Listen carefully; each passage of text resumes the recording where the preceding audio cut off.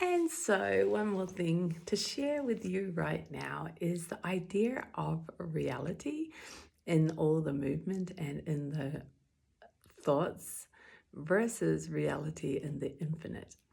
And so, this reality in all our concepts and thoughts actually has, how would you put it? It's actually caught in the dream, caught in the idea of this individual me, caught in this idea of I am in charge, I am in control, I know. So there's a big me in all of that. So the identification is in the ownership, me. And it sounds normal, it's what we hear all the time. However, it is not the highest truth. The highest truth is actually letting go of the individual me and recognizing this infiniteness that is in existence all the time. And to actually have the ability to move into that experiencing allows you to see that even all the concepts of me are simply concepts. They are based in time, they are based in ownership, they are based in all the things that create pain and suffering, actually.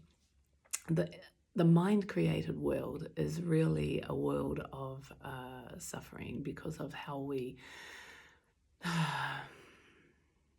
are creating separation over and over. And in separation, there's me and that. And then in separation, there's time.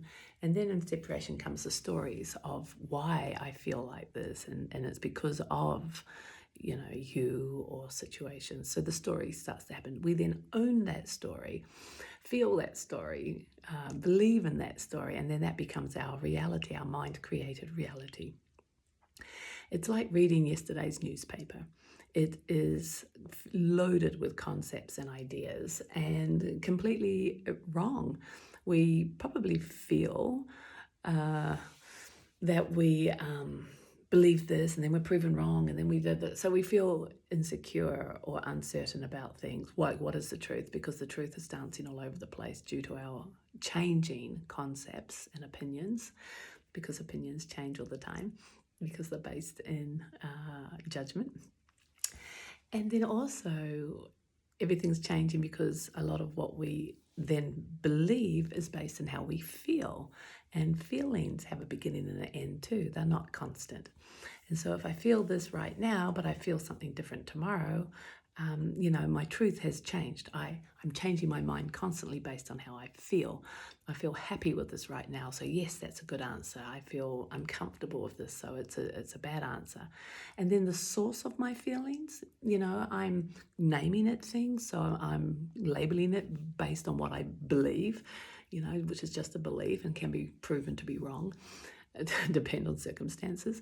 And also sometimes our feelings are based on hormones, so completely taken out of context, as a lot of females plus males, actually females are usually more unconscious of this compared to the males, know that a lot of reactions and feelings are intense in certain times and then completely different another time.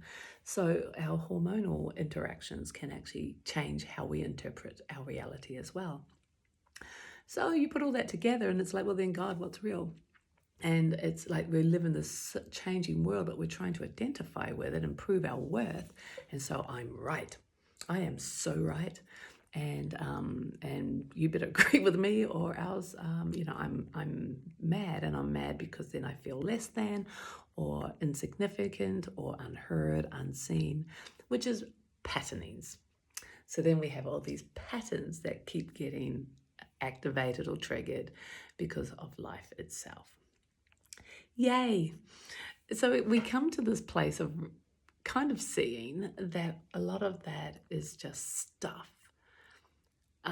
Endless stuff, but also doesn't make us happy. It makes us kind of disconnected, confused, on edge, kind of fighting to be seen or understood. And, yuck. Let's just call it yuck. And maybe for a lot of people that feels normal, that yuckiness. And I know I did. I was trying to find my place in all of that all the time. And then there was wonderful moments when I was with somebody who just felt like air and they just got me, or I just got them, and it was all just easy. And you want that. So you try to recreate that because it's about them, and it's not.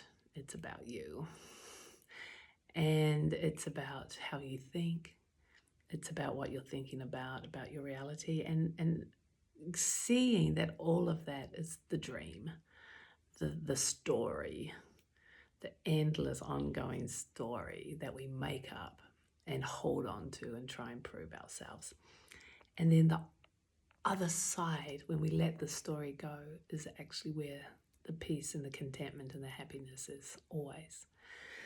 So the dance that I've been playing with for 20 years is seeing that the meditation is showing us what we think and giving us tools to interrupt the thinking patterns, and then to allow ourselves to be present. And it's in being present that you realize just how ridiculous the stories are that we're defending and fighting for and holding on to. And suddenly it's like, so not important anymore. That is not your value. That is not your worth.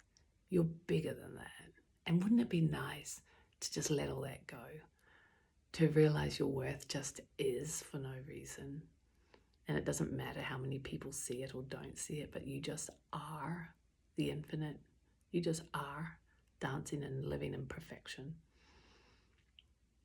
It's so much easier, so much more loving, so much more gentle, so much more pure.